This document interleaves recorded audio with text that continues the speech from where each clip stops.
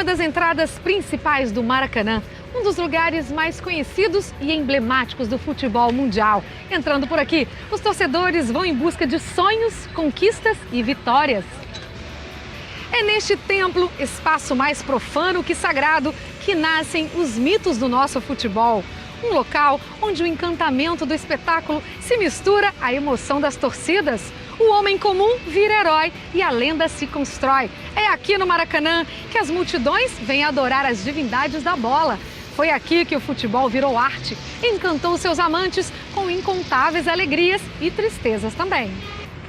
Inaugurado em 1950, às vésperas da primeira Copa do Mundo que o Brasil sediou, o Maracanã passou por inúmeras reformas. Modernizado, está pronto para mais uma Copa. A grande final será aqui no Maraca. E se os deuses do futebol permitirem, com uma atuação brilhante da seleção brasileira e um resultado bem diferente de 64 anos atrás.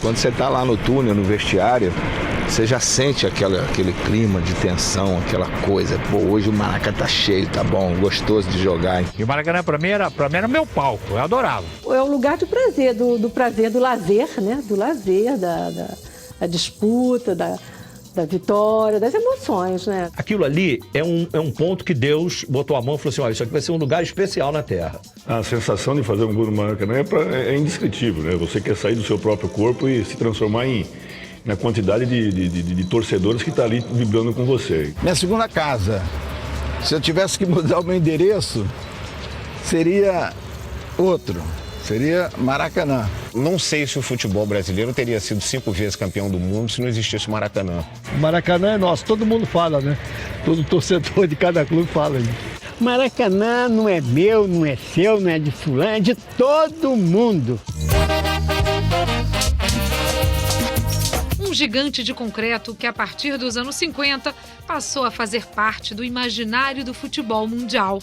Construído num terreno onde antes havia uma pista de corrida de cavalos abandonada, foi erguido em tempo recorde, menos de 2 anos e meio. Mas para que o projeto do Maracanã pudesse sair do papel e a maquete virasse realidade, a briga foi árdua. Os opositores, entre eles o deputado Carlos Lacerda, não concordavam com os gastos nem com a localização. Mas havia também quem defendesse o estádio, como o compositor Ari Barroso, então vereador, e o jornalista Mário Filho, que anos mais tarde daria nome definitivo ao Maracanã. São Januário, no Rio de Janeiro, e o Pacaembu, em São Paulo, eram modestos. Não comportavam nem 40 mil torcedores. Era preciso um estádio que simbolizasse a iniciativa brasileira de sediar a primeira Copa do Mundo logo após a Segunda Guerra Mundial. Quando resolveu-se que ia ser construído um estádio, decidiu que seria o maior do mundo, né? Então essa vaidade brasileira, eu acho que era para mostrar que nós éramos capazes de empreender grandes obras, né? Associando a ideia de progresso que teve presente desde o momento da proclamação da República Brasileira, associar a República ao progresso. E esse projeto teve presente em todo o governo Getúlio Vargas, através do ideal desenvolvimentista nacional, e está presente em 1948, quando o governo decide, já num contexto diferente, né, o governo Dutra, num período democrático, construir esse estádio. O Maracanã foi construído em um momento que a Europa vinha devastada da Segunda Guerra Mundial. O Brasil tinha passado por uma ditadura, que era a ditadura do Getúlio Vargas, do Estado Novo, de 37 a 45, e era um momento em que o Brasil queria ter um lugar entre as nações, queria mostrar para o mundo que ele era um país que existia, que tinha um país do futuro. A construção do Maracanã ela teve uma importância muito grande, porque o Brasil prometeu à FIFA que construiria um grande estádio para sediar o evento e cumpriu a promessa que fez. E mal ou bem, nós recebemos aqui várias delegações estrangeiras e o Brasil fez uma Copa muito organizada. A FIFA elogia a promoção do Brasil. Seu Calé, 75 anos, mais de 5 décadas vividas trabalhando no Maracanã. Seu primeiro e único emprego. Conhece cada cantinho do estádio, lembra com saudades dos tempos em que o estádio estava sendo erguido e da curiosidade que a construção gerava nos moradores da cidade. Era uma expectativa muito grande desse momento da inauguração. Então, o que acontecia em volta do Maracanã era aquele passeio de bicicleta, gente para lá, gente para cá. Turistas também, entendeu? Que ficavam entre as grades querendo olhar, porque era tudo cercado, né? Tinha que ser cercado, não podia ser à vontade, né? Então tinha essas coisas todas. E era assim, o povo daqui, entendeu? Era uma alegria só, esperando aquele momento de 1950, né? A pedra fundamental da construção do Maracanã foi lançada no dia 20 de janeiro de 1948. Menos de 2 anos e meio depois, quando a 4ª Copa do Mundo começou, o estádio municipal estava pronto, ou quase. Nas arquibancadas, torcedores eram obrigados a dividir o espaço com enormes andaimes. Uma epopeia que teve até seu herói. Tem uma história de um operário, Alcebiades de Souza Filho, que teria sido responsável por evitar uma tragédia, que não só assim tiraria dezenas de vidas, mas comprometeria o andamento da obra do estádio. Um maçarico foi deixado aberto, próximo a um garrafão de oxigênio, e quando os operários se deram conta daquilo, saíram todos correndo. E aí ele, segundo o relato do Jornal dos Esportes, volta para fechar o maçarico, ciente de que aquilo poderia custar dezenas de vidas, né, como eu disse, mas principalmente comprometer a obra. E ele fala, né, na matéria do jornal, que ele faria tudo de novo, que ele não se arrepende, porque o estádio valia mais do que a vida dele. Não havia um nome oficial. Alguns o chamavam de Estádio Municipal, outros de Estádio Mendes de Moraes, prefeito do Rio na época, que, por sinal, era um incentivador da ideia. Desde a época da campanha para a construção do estádio, foi reforçada a ideia de que o estádio era um estádio para o povo. Um estádio que não podia ser um estádio privado, não podia ser um estádio clubista, tinha que ser um estádio da cidade do Rio de Janeiro, porque seria um estádio para o povo. E aí tem uma história interessante, porque o prefeito à época, o general Ângelo Mendes de Moraes, ele naturalmente queria nomear o estádio, né, com o seu próprio nome, para ficar eternizado na memória. E havia um busto que foi inaugurado à época, no dia da inauguração do estádio, do prefeito. Esse busto foi derrubado, né, no final, na partida do dia 16 de julho, e o nome simplesmente não pegou. Ficou o estádio do Maracanã.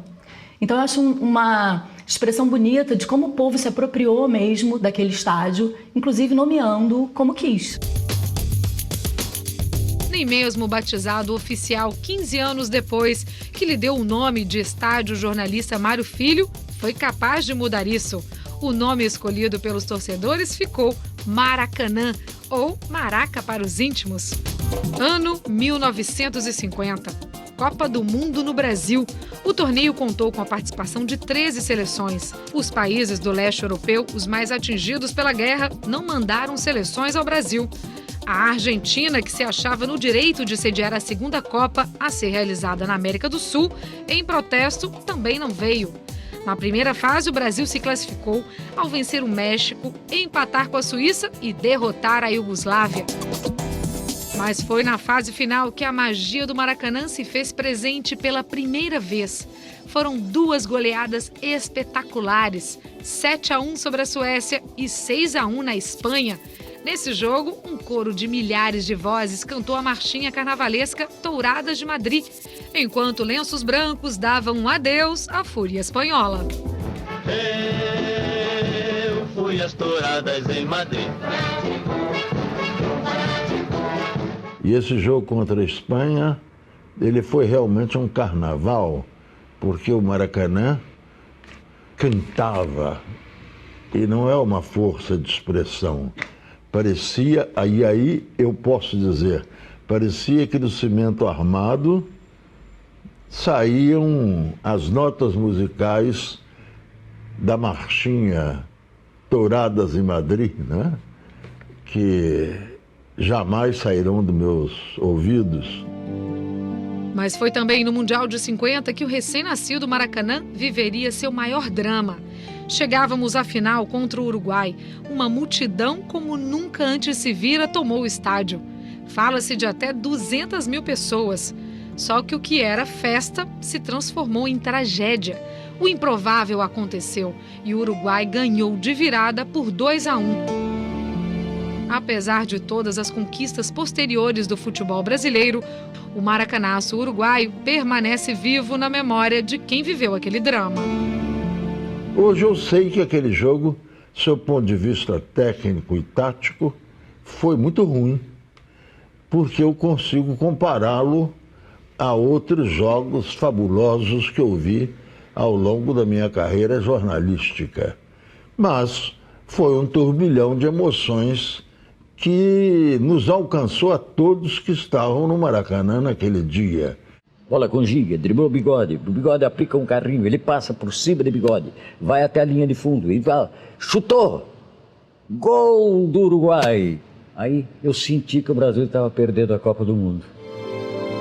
Fascinado pela decepção daquelas milhares de pessoas e pelo estigma que perseguiu os 11 atletas brasileiros que entraram em campo naquele fatídico dia, o jornalista Geneton Moraes Neto mergulhou nessa história e decidiu ouvir um por um. Tudo começou com uma matéria que eu fui fazer no Maracanã, em 1986, logo antes da Copa do Mundo. Eu tive a curiosidade de entrevistar o Barbosa, o goleiro da seleção brasileira de 1950. E ele trabalhava no Parque Aquático do Maracanã nesse tempo. Trabalhava ali anonimamente, eu me lembro que tem umas crianças para lá e para cá andando e tudo. Ninguém imaginava que aquele homem ali era um dos personagens mais trágicos, né, e mais famosos da história do futebol brasileiro. E o que me impressionou foi que, num certo momento, quando acabou a entrevista, eu perguntei ao Barbosa se ele gostaria, se a gente poderia ir para o campo, para o gramado, que a gente queria fazer umas imagens do Barbosa no famoso gol de Gigia, né? Onde ele tinha levado o gol de Gigia. Ele virou para mim e disse, não, lá dentro não, meio assustado assim. Então aquilo me marcou um pouco. Eu disse, bom, 36 anos depois, aquele jogo ainda pesava em Barbosa. Então, a partir dali, eu me dei uma missão de procurar um por um os jogadores brasileiros que entraram em campo no Maracanã em 1950 para enfrentar o Uruguai, que foi talvez tenha sido o jogo mais dramático da história do futebol brasileiro.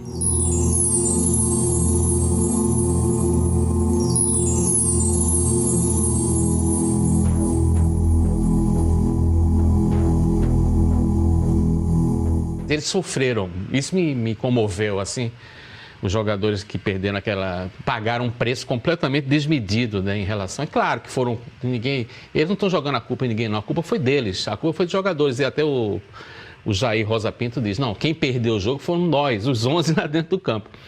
E a culpa pode ser repartida por todo mundo, na verdade. A culpa da imprensa que ficou fazendo aquele clima de oba-oba, a torcida que embarcou nesse otimismo exagerado, os próprios jogadores. Foi uma culpa coletiva, né? A história indicava que a seleção brasileira era uma coisa colossal. E o Zizinho, que era o maior jogador de futebol do continente, provavelmente um dos maiores do mundo na época, ele era o Pelé da época, ele avaliava dessa maneira, que a seleção do Uruguai era superior à do Brasil. O Zizinho disse que uma vez ele gostava de ir para a escola falar sobre futebol, para as crianças. E ele disse que uma vez estava falando de futebol e tinha um menino sentado assim na primeira fila e ele notou que o menino estava querendo perguntar alguma coisa. E quando acabou, o Zizinho falou, eu notei que você estava querendo falar alguma coisa. O que era? Ao menino, uma criança, né, virou para o Zizinho e disse, Zizinho, como é que você foi perder aquela Copa do Mundo? Então o Zizinho disse que se vivesse 100 anos, iria passar 100 anos explicando, né? E pensar que o sofrimento de tanta gente poderia ter simplesmente não existido. No último lance do jogo, o juiz, o inglês, deu escanteio para o Brasil. Imagina o Maracanã inteiro prendendo a respiração, um escanteio para o Brasil aos 45 minutos do segundo tempo.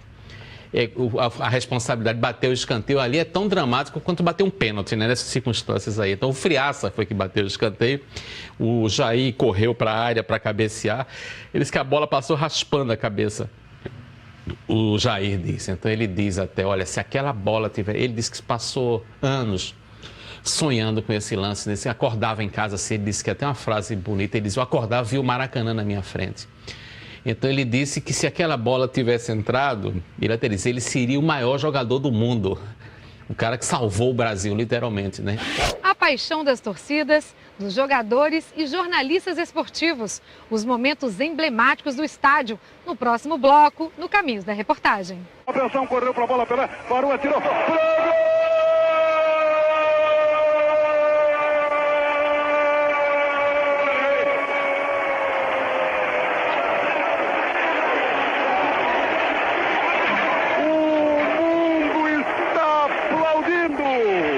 Personificado no público que toma as dependências do Maracanã. Pelé, o rei do futebol, marca o seu 1000º gol.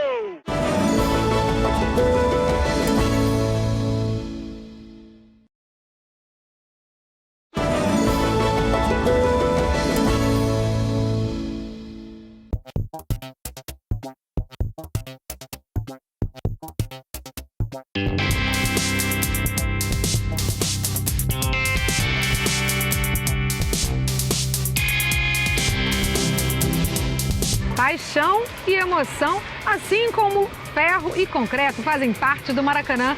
Muitas vezes, mais que o jogo, o espetáculo é das torcidas que embalam as partidas de futebol e fazem a estrutura do Maracanã literalmente balançar. Eu não sou torcedor do Flamengo, mas os meus momentos de maior emoção são os momentos em que eu vejo o Maracanã lotado com a torcida do Flamengo.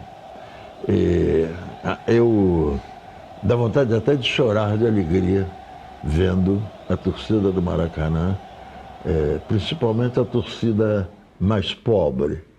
E ali eu vejo muito o retrato do Brasil. Preparado, pede para a cobrança de falta. A barreira vai caminhando. O árbitro Léo Feld motoriza. Caminha, pede, apontou, atirou, entrou.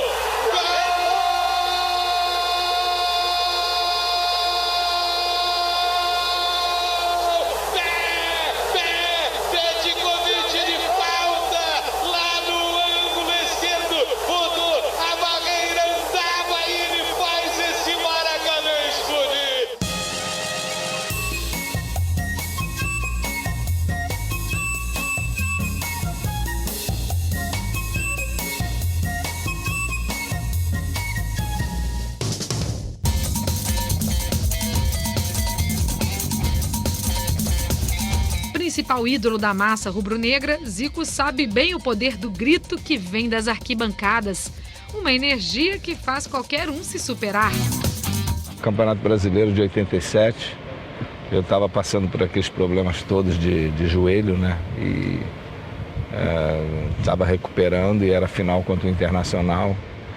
E eu sabia que tinha que operar no dia seguinte. E a gente foi campeão, eu já tinha saído do jogo e a torcida do Flamengo gritando campeão, campeão. De repente ela parou e começou a gritar meu nome, me chamando para voltar pro campo, né? E foi uma emoção assim indescritível, porque aquela coisa da torcida entender o que o esforço que eu estava fazendo para jogar aqueles jogos finais com um problema que eu estava já com o joelho, né? Então foi marcante aquele momento. Não é à toa que o estádio tem uma estátua em homenagem ao Galinho de Quintino. Você ter a tua história contada através de uma estátua é gratificante. Eu, inclusive, quando soube dessa homenagem, que vieram me perguntar de que forma eu queria a estátua, eu pedi a eles que fosse de um movimento de jogo, um movimento que marcasse aquele movimento. Eu fiz muitos gols aqui no Maracanã daquela forma, que eu gosto muito, eu voleio, e fiz o gol na Copa do Mundo contra a Nova Zelândia. Então, o artista, o Abel, ele retratou muito bem isso e ficou bacana. E você tá ali, ver as pessoas chegarem, passarem, né, e visitarem, é bacana. Eu estou vivo ainda, então é melhor ainda, fica mais bacana, mais emocionante você passar por isso. Zico, teve alguma história assim curiosa com você aqui dentro do Maracanã? Teve uma muito bacana que representou muito todas as pessoas que trabalhavam aqui, a consideração que eles tinham por mim. Ali naquele canto, mais ou menos da grande área, entre a grande área e a pequena área, né? Aquele espaço ali, nós estávamos tendo um jogo Flamengo e Vasco, e estava meio chuvoso assim. E aí o Orlando, numa disputa de bola, ele puxou e arrancou a minha aliança, tá? E na hora do jogo, foi no primeiro tempo ainda, né? Então, hoje ela tá difícil de tirar. Hoje ela tá difícil de tirar. Aí eu sei que... Machucou? Não, eu continuei jogando, não deu para ficar procurando. Aí acabou o jogo, eu chamei o pessoal aqui do Maracanã e falei com eles, ó... Eu perdi a aliança, assim, foi naquele local e tal, se vocês puderem. E normalmente, depois do jogo, desliga o refletor, eles botam a água e tal para regar o campo. E aí nesse dia ele falou, não, enquanto a gente não achar, a gente não vai fazer isso não. E fizeram isso. Na quarta-feira tinha outro jogo, quando eu cheguei aqui no Maracanã, o cara tava com a aliança de volta e me entregou. E aí a dona Sandra não reclamou mais. Mas a força das torcidas no Maracanã não se resume às cores vermelha e preta. Cada craque que passou por aqui tem suas lembranças marcadas pela força que vinha das arquibancadas ou das velhas gerais. Tinha uma integração com a galera, né? Com o povão, que era o fosso que a gente fala. Quando eu fazia gol, eu ia direto no fosso. Uma energia que passava fantástica. Você tinha um contato muito próximo com aquele. Você via o rosto, os dentes, a afeição íntima, verdadeira da proximidade tão grande, e do entusiasmo tão grande e da relação espontânea e absolutamente natural do ídolo, do jogador, do atleta com o torcedor, né? Aquilo que te motivava, aquilo que te motivava a estar ali. Então, a geral era uma coisa única, era uma coisa muito bonita, né? É uma pena, a gente lamenta, a gente sabe da evolução das coisas, mas isso a gente recorda com muita, né, nostalgia ainda, aquela reação de felicidade do torcedor tão próximo de você, né? Inclusive na geral, eles jogavam até futebol. Traziam bola, jogavam futebol, esperando o horário do jogo, entendeu? Então era uma convivência muito sadia, muito tranquila e, ao mesmo tempo, o pessoal se divertia com aquele movimento, entendeu?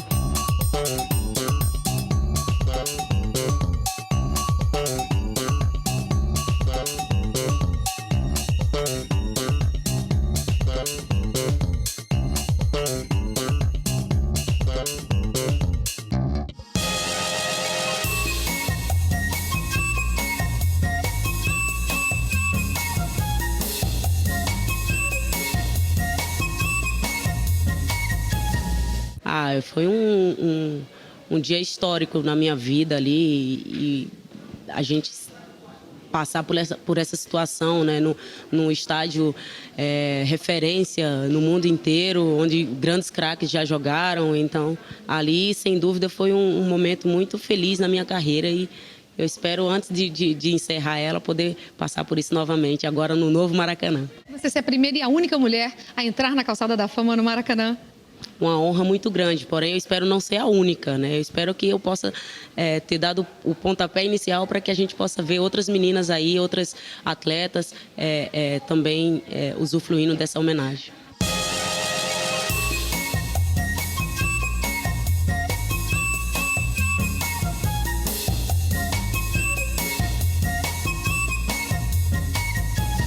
No Maracanã eu completei meus 100 jogos com a camisa da seleção brasileira.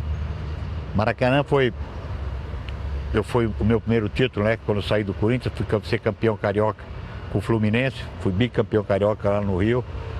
Quer dizer, passagens fantásticas, porque em 68 teve um jogo que era a seleção brasileira com o resto do mundo, a seleção, e o Beckenbauer veio. Então ele falou que veio ao Maracanã para ver o Pelé jogar e acabou vendo um garoto chamado Rivelino, dentro do Maracanã. Gols fantásticos, um dos gols mais bonitos que eu fiz na minha vida. Aquele drible meu que eu dava, que era o elástico. em cima do Alci, até fui muito feliz, apesar que eu errei, mas passou embaixo das pernas dele. É um gol que ficou muito marcado, que todos os momentos que fala gol e cita o elástico, mostra aquele gol. Ainda Rivelino em jogada individual, enfrenta o Cir, passou-lhe entre as pernas, correu, entrou na área perigosa, vai marcar, atirou, é gol! É golaço!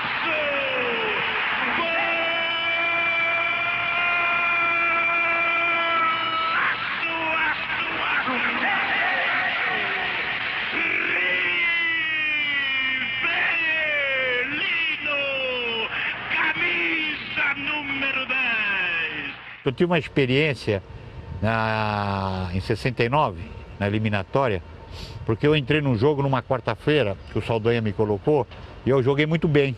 Fiz gol, bola na trave. Aí nós íamos decidir contra o Paraguai.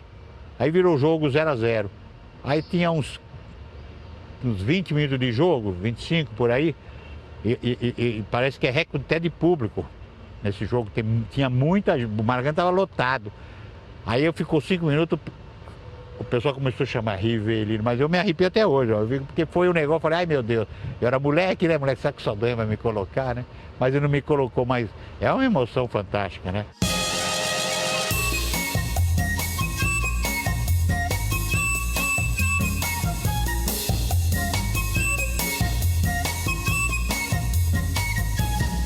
A maior glória que eu tive no Maracanã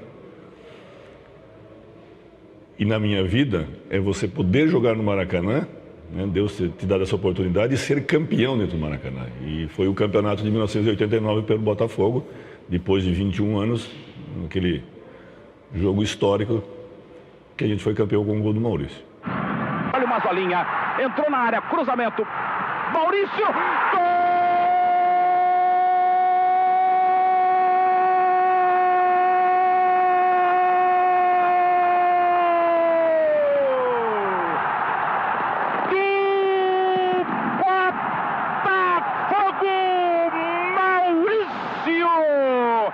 É tanta alegria, é tanto... Você fica fora de si, né? Eu ficava fora de mim, assim, naquele momento tão mágico, tão único, sabendo que você estaria sendo visto por quem estava ali, praticamente pelo mundo todo, porque as imagens iam para o mundo todo, então você também tinha aquela vaidade pessoal de estar sendo olhado e fixado todo mundo naquele momento teu, tão especial e que se transforma para tantas pessoas.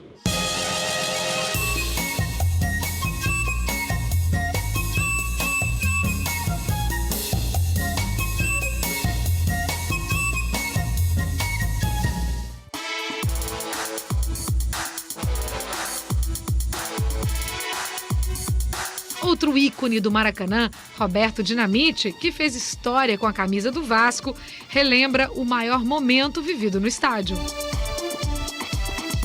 Roberto, o que aconteceu no dia 4 de maio de 1980 no Maracanã?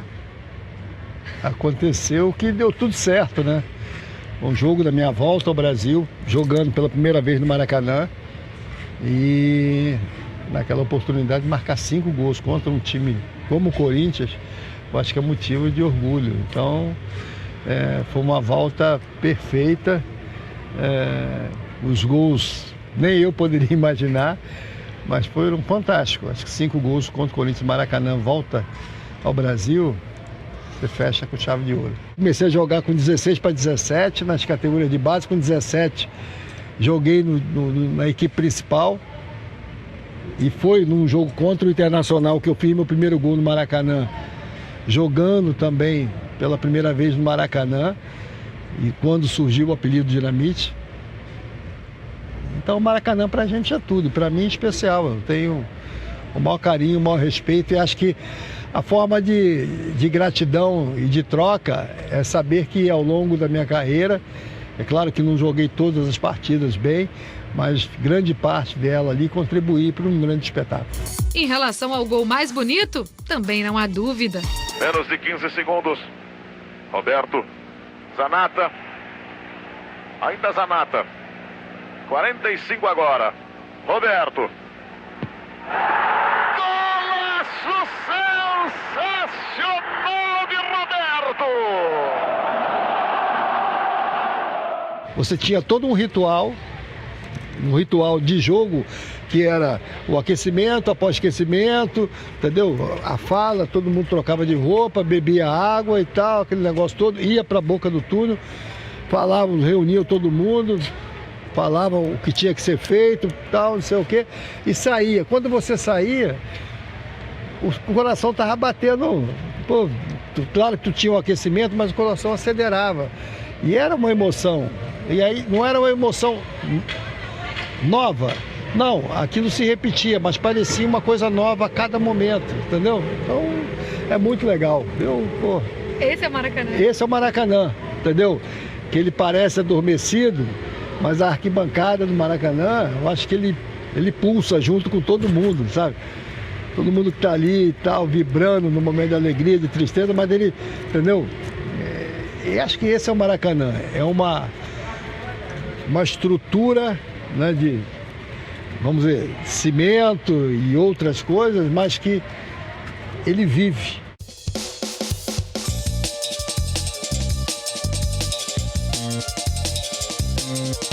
Essa é a magia do Maracanã. Os grandes momentos dos jogadores também passam a ser as melhores e mais emocionantes lembranças dos torcedores e de quem convive com o estádio no seu dia a dia. Eu assisti jogos fantásticos no Maracanã, alguns que entraram para minha memória definitivamente. E o cara que gosta muito de futebol, ele vez por outra é pego, pensando num jogo que ele viu há 40 anos atrás, num dado momento, sem que haja uma explicação para isso, né? E foi também um palco da minha maior decepção, né, na história do Maracanã. Foi um jogo que o Flamengo perdeu do Peñarol do Uruguai em 1982 na Taça Libertadores da América. Esse é um jogo que eu quero esquecer, mas não consigo. Ele está sempre rondando a minha cabeça. Cada torcedor vai ter a sua memória. Quer dizer, o torcedor do Fluminense vai dizer que foi o gol de barriga do Renato. Eu, como flamenguista, vou dizer que foi o gol do Petkovic em 2001. Quer dizer, então aí cabe a memória do torcedor buscar os jogos mais emblemáticos, né, do estádio, as coisas que ele vivenciou ali dentro. Houve uma época da minha vida que o Maracanã era mais do que representava mais do que às vezes que a minha própria casa. Eu ia ao Maracanã 4 vezes por semana e eu ia assistir qualquer jogo que se realizasse no Maracanã. Durante uma época da minha vida, eu ia assistir qualquer jogo que tivesse no Maracanã. Eu ia ver América e Fast Club de Manaus numa quarta-feira à noite com chuva. Qualquer time que viesse de fora do Brasil, fosse até do Uruguai e da Argentina, eu fazia questão de ir ao Maracanã, porque era a oportunidade que eu tinha de ver aquele time jogando, né? Para você ter uma ideia, até hoje, eu lamento, mas eu era criança e não me levaram para ver um jogo entre o Vasco e o Real Madrid, que foi realizado em 1961, que foi o grande time do Real Madrid de Stefano, Puskás e Rento, que muitos na Europa consideram que foi o maior time de todos os tempos, eu discordo disso, que fez uma única exibição aqui no Brasil, e eu não tive oportunidade de ver. Eu vi jogos, inclusive, do Santos. Eu fui, na geral, chovendo. Eu era criança, bem criança, assisti o Santos ser campeão do mundo. O Santos jogando contra o Benfica, o Santos jogando contra o Milan. E o Maracanã é tão importante que o Santos de Pelé vinha jogar no Maracanã, não jogava em São Paulo. Ele veio decidir o campeonato do mundo no Maracanã. Pelé fez o último jogo pela seleção brasileira justamente no Maracanã, e ele não poderia ter escolhido um palco mais adequado do que o Maracanã, porque foi no Maracanã que ele viveu as grandes glórias da vida dele, foi no Maracanã que o Pelé marcou o seu 1000º gol, né? E ele escolheu justamente o Maracanã como um lugar especial para ele se despedir. Eu tenho uma saudade, sabe aquela coisa da nostalgia, da não sei o que bate, você, pô, o Maracanã, porque tem uma história ali. Eu vi o Flamengo ser campeão pela primeira vez, eu vi o Vasco ser campeão, eu vi o Botafogo e o Fluminense conquistarem títulos maravilhosos e vi a seleção brasileira conquistar títulos, Copa América, classificação dramática com o Romário, que o povo pediu, a seleção não convocava de jeito nenhum, era o Zagallo e o Parreira que tinham brigado com ele no jogo com a Alemanha, em Porto Alegre, uma discussão, Brasil, e não ia na Copa, então tinha que trazer o Romário, que senão em 94 ia ser um fracasso, trouxe o Romário, Maracanã lotado, pleno, e o Romário vai lá e liquida o Uruguai, Brasil vai à Copa, e foi campeão da Copa, e o Romário ainda foi o craque dela. Mais do que em qualquer outro lugar, foi no Brasil que o futebol virou arte, e o Maracanã, seu palco principal. É ali que está essa coreografia do balé, do grande balé, É ali que se joga o futebol, é ali que se dança, é ali que o Pelé jogou, é ali que o Garrincha jogou. Como é que ele conseguiu ser o jogador mais singular do futebol? Ninguém conseguiu ser igual a ele. A cidade do Rio de Janeiro e a relação de amor com o estádio e a expectativa dos brasileiros para a grande final da Copa do Mundo de 2014. No próximo bloco, no Caminhos da Reportagem. Olha o Brasil! Lançamento para Romário, ganhou. Do Mauro Silva dominou. Goleiro saiu, ele passou pelo goleiro, vai marcar, chutou, guardou! Romário!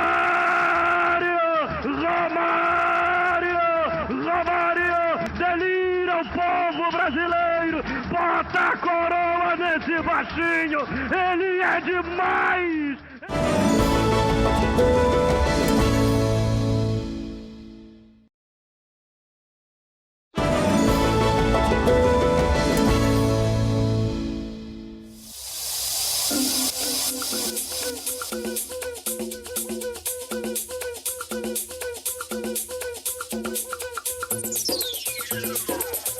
Na última reforma, para atender às exigências da FIFA, o Maracanã mudou. Não existe mais a separação entre arquibancadas e cadeiras. Agora é tudo uma coisa só. E também encolheu. Antes eram 150 mil lugares, hoje são 78 mil.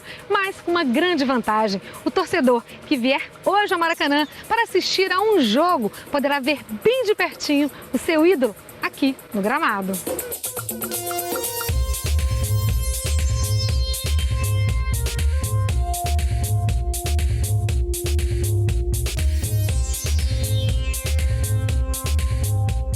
Na verdade, o Maracanã virou um grande caldeirão. Eu ouvi a torcida do Flamengo cantando e eu fiquei arrepiado, literalmente.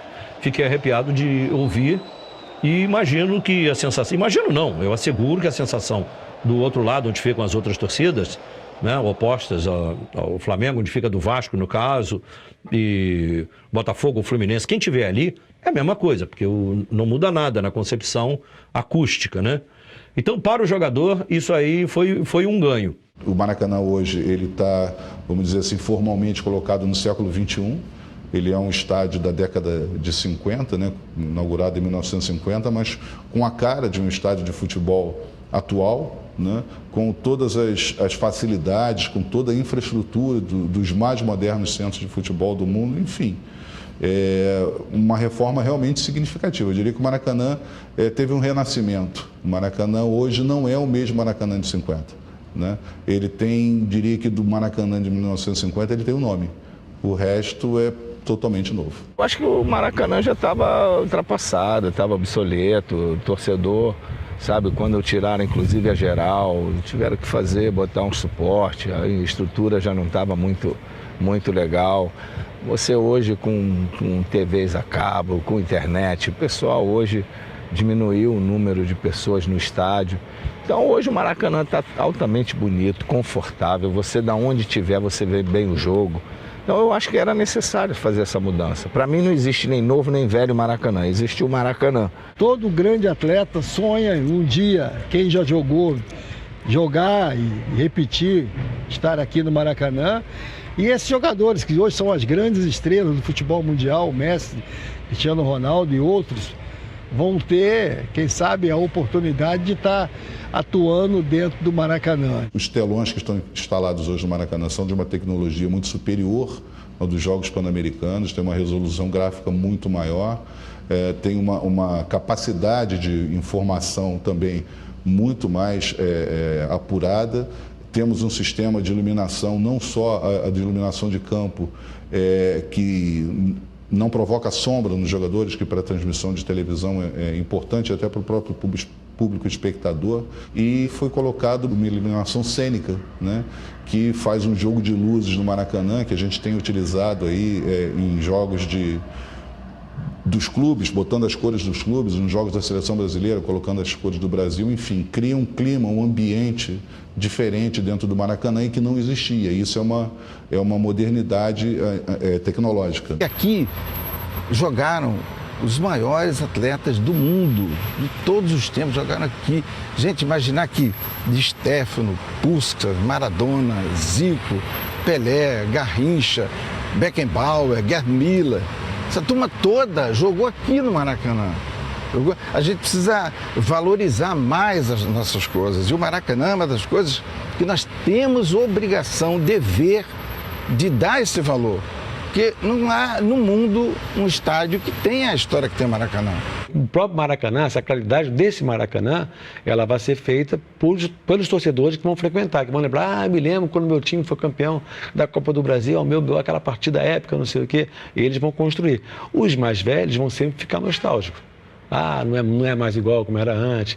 Mas toda a sociedade, se você reparar, ela é nostálgica do passado. Isso é próprio da humanidade. O fato é que o estádio mantém seu charme. É o segundo ponto turístico mais visitado do Rio de Janeiro. Só perde para o Corcovado. Um lugar com uma energia inexplicável e que há 64 anos exerce um fascínio aos visitantes dos 4 cantos do planeta. Quando o antigo Maracanã funcionava, que os turistas chegavam para visitar, muitas vezes os funcionários e outras pessoas vinham e ficavam instalados lá em cima, no 6º andar. Então o que acontecia? O elevador subia com os turistas, né? Aquela turma de turistas. E quando a porta do elevador abria, era aquela exclamação, oh! Porque realmente o pessoal ficava encantado. Todos os turistas que vêm ao Rio de Janeiro, sejam estrangeiros ou não, fazem questão de visitar o Maracanã. O Maracanã virou realmente um ponto turístico formidável. E ele, se você levar em conta que ele era, na época, hoje não é mais, mas era na época o maior estádio de futebol do mundo, e ele não recebia apenas jogos de futebol, ele foi palco de uma série de eventos diferentes, como shows de música, visita do Papa, missa rezada pelo Papa. Ele abrigou numa ocasião uma partida de vôlei entre o Brasil e a União Soviética. O Maracanã abrigou o jogo de basquete dos Globetrotters, enfim. Ele era um estádio, teve até concurso de Miss. Ele era um estádio que era capaz de receber qualquer evento, né? E por causa disso, e mais principalmente por causa do futebol, ele ajudou a tornar o nome do Brasil mais conhecido no exterior. Para o Rio de Janeiro, o Maracanã é um cartão postal. E acaba sendo para o mundo também, quer dizer, o Rio de Janeiro já foi a capital desse país, não é mais, mas ainda acaba sendo esse Maracanã como um cartão postal. Você fala assim, as imagens do Brasil para o mundo, uma das imagens, além do Corcovado, isso aqui, é o Maracanã. Eu acho que para o mundo, eu acho que é a história que foi construída em torno da Copa de 50, em torno do feito do Pelé, em torno das coisas que foram ditas no Maracanã. Acredito que os jornalistas que vieram no Maracanã no passado e que vão chegar nesse Maracanã vão achar arrumado, vão achar maravilhoso, mas eles vão sentir falta da grandiosidade. Eles vão se lamentar. Falar, nossa, aquela emoção que eu senti quando eu entrei aqui, ela meio que se perdeu. Vai se criar outra emoção. O Maracanã ganhou cara nova, mas o espírito do estádio permanece. Ele continua lá, como um velho conhecido de todos. Nós estamos no bairro do Maracanã para conhecer um torcedor que vive a 500 metros do estádio.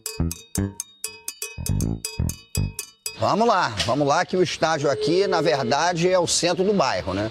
Aqui é o Maraca, enfim. E a gente está pertinho, nessas ruas arborizadas, transversais. É bem bacana aqui. E as pessoas se conhecem aqui? Isso aqui é uma vila. Na verdade, é um bairro pequeno, né? Cercado aqui de um lado pela Tijuca, do outro por Vila Isabel. E a gente se identifica aqui. Uma bronca do bairro, inclusive, é dizerem que nós somos ou tijucanos ou da vila, né? A gente aqui é do Maracanã. Luiz, como é viver aqui no bairro do Maracanã? Aqui é viver, na verdade, num bairro famoso, né? Tem gente que diz que é o bairro mais famoso do Brasil por causa do estádio. O pessoal fala de Copacabana, mas o Maracanã é isso. E é viver em torno do futebol, né? Em torno dos jogos, em torno da vibração da torcida que você escuta das varandas.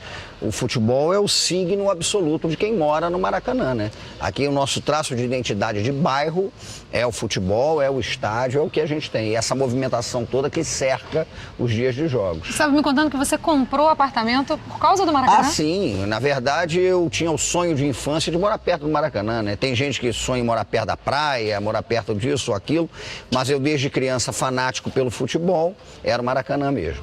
Quando surgiu essa paixão pelo Maracanã? Não sei. Na verdade, eu venho de uma família que tem uma relação muito íntima com o futebol, né? Meu avô, meu pai, meus irmãos. Então, o futebol, na verdade, pra gente é um traço mesmo de identidade, de união da família. Tinha as macarronadas de domingo, dali a gente saía pra ir a jogo. Então, de certa forma, eu não consigo pensar na minha infância sem ter a referência dos domingos nos estádios. E passeando aqui com o Luiz pelo bairro do Maracanã, encontramos o Botequim do Bode Cheiroso. E era aqui nesse restaurante que os operários almoçavam na época da construção do Maracanã. Leonardo, me conta essa história. É verdade que no final da década de 40 os operários almoçavam aqui na época da construção? Isso, na época do meu avô. Na época era um botequim e era também leiteria, essas coisas, que não era o botequim propriamente, mas o pessoal almoçava aqui e depois ia pro Maracanã terminar a obra. Agora eu vou te perguntar uma coisa, não sei se você vai saber me responder, mas o que eles comiam? Tem alguma coisa assim que...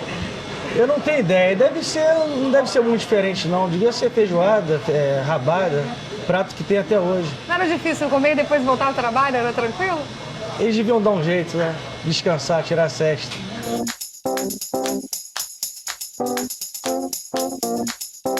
E aqui a gente termina nosso trajeto, né, de 500 metros e nos deparamos, olha, com a estátua do Bellini, não é isso, Luiz? Isso. Essa estátua, na verdade, não é propriamente a imagem do Bellini, mas ela representa os campeões mundiais de futebol, né? E todo mundo começou a chamar de estátua do Bellini porque o Bellini consagrou o gesto de erguer a Jules Rimet. E é o grande ponto de encontro da história do Maracanã, né? Ao longo da história as pessoas marcavam, olha, vamos nos encontrar 2h30 na estátua do Bellini e tal. Então é uma referência. Eu até costumo dizer, brincando, que a estátua do Bellini está para o bairro como a estátua da Liberdade está para Manhattan, né? Aqui é a estátua do Bellini. Como é que era esse ponto de encontro? Na verdade, a rigor, era uma época anterior ao celular, né? Porque o celular matou muito essa coisa do ponto de encontro. Então as pessoas diziam, olha, que horas a gente se encontra? Bom, 3 horas na estátua do Bellini, a grande referência era essa. Então era muito engraçado que em clássicos com 100 mil pessoas, isso aqui era uma loucura, era um formigueiro, as pessoas se procuravam e, por incrível que pareça, acabavam se encontrando. Para a Dona Elisa, proprietária de uma cadeira cativa no Maracanã, comprada por seu pai ainda na época da construção do estádio, o Maracanã, novo ou antigo, sempre será sua segunda casa. Faz parte totalmente da nossa história e é uma coisa afetiva para mim aqui, as cadeiras, não só pela lembrança do meu pai, como o prazer que gera para nós, para os filhos, oportunidade de ir ao Maracanã, o pai com um, com o outro, eu eventualmente, com um filho, com a irmã, e ceder para os amigos também quando é interesse deles e a gente não quer ir, é um prazer, realmente é uma coisa que totalmente prazeroso aqui para nós.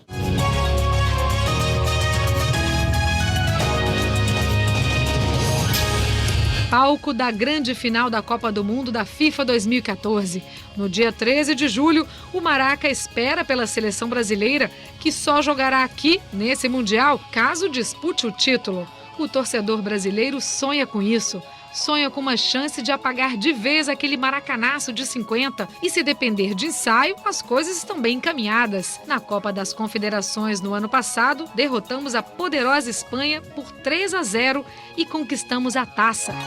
Solta para pro Neymar, dominou, ficou de frente, acreditou, botou para Oscar na meia lua, é agora, nos Oscar, soltou pro Neymar, agora bateu, lá dentro!